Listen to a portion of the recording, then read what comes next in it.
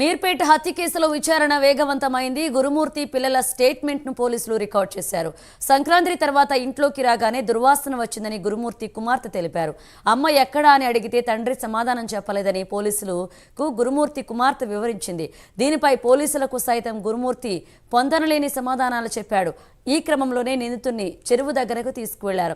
చెరువులో భార్య మాధవి ఆనవాళ్లు లభ్యం కాలేదు.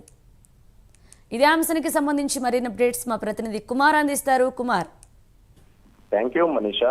మీర్పేట హత్య కేసులో పోలీసులు విచారణ అయితే వేగవంతం చేశారు.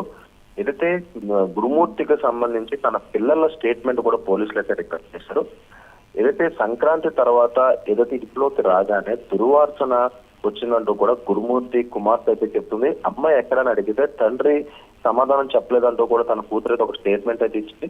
పోలీసులు కూడా పొంతన లేని సమాధానాలు అయితే గురుమూర్తి అయితే చెప్తున్నాడు. హత్యపై 2-3 రకాలుగా ఏదైతే గురుమూర్తి పోలీసులకు అయితే చెప్పడం జరుగుతుంది. నిందితుడిని ప్రస్తుతం చెరువు దగ్గర తీసుకెళ్లి పోలీసులు చెరువులో ఏదైతే భార్య మాధవీలతకు సంబంధించిన ఆనవాళ్ళు కనుగొనేందుకు కూడా ప్రయత్నాలు అయితే చేస్తున్నారు. కానీ ఇప్పటి వరకు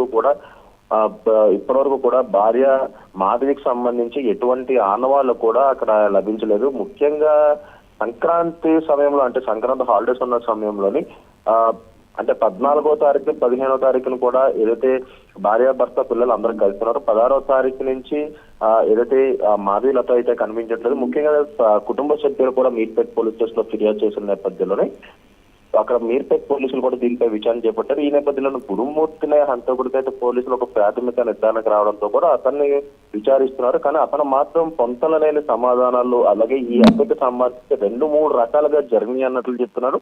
కానీ మాధవీలతను మాత్రం ఏదైతే తను చంపినట్లయితే ఒప్పుకుంటున్నాడు. ముఖ్యంగా ఈ మాధవీలత హత్యకు సంబంధించి ఇప్పటి వరకు కూడా అక్కడ ఉన్న కోనేరులో కానీ చెరువులో కానీ ఎటువంటి ఆధారాలు కూడా లభించలేదు. 4 రోజుల నుంచి కూడా పోలీసులు జిల్లాలు కూడా చెరువు దగ్గర అయితే పూర్తిగా గాలిస్తున్నారు. ఇప్పటికీ గురుమూర్తి పిల్లలు, అంటే సంక్రాంతి సమయంలోనే పిల్లల్ని అమ్మమ్మ ఇంట్లో దింపడంతో పాటు ఇటు భార్యను కూడా హత్య చేశారు. ఈ నేపథ్యంలో పిల్లలు ఎప్పుడైతే ఇంటికి తిరిగి వచ్చారో అప్పుడు తన తల్లి లేదంటూ కూడా పిల్లలు గురుమూర్తిని ప్రశ్నించిన నేపథ్యంలోనే గురుమూర్తి కూడా పొంతలలేని సమాధానాలు చెప్పడంతో పోలీసులు పిల్లల స్టేట్మెంట్లు కూడా ప్రస్తుతం రికార్డ్ చేశారు. ఈ కేసును మరింత వేగవంతం అయితే చేశారనే చెప్పొచ్చు మనీషా.